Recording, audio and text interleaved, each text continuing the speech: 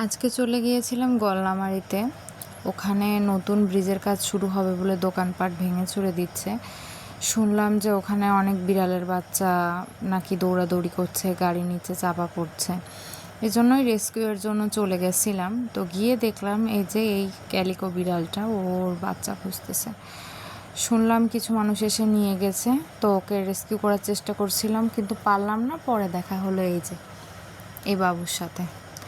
খুবই ফ্রেন্ডলি, খুবই ভালো। এই বাচ্চাটার পা দেখলাম একটা ভেঙে গেছে, তো দেখি ঢাকা থেকে এসে কোনো ট্রিটমেন্টের ব্যবস্থা করা যায় কি না, এখন তো পারছি না।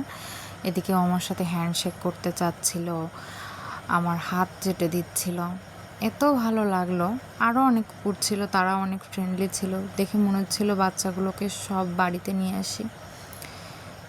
ওই যে ও বসে আছে ওখানে, আমার সাথে বারবার হ্যান্ডশেক করতে চাচ্ছিল, আমার সাথে আসতে চাচ্ছিল, কিন্তু আমার দুঃখের বিষয় হলো ওদেরকে রাখার মতো কোনো জায়গা নেই। আর এত কষ্ট লাগছিল ওদের দেখে।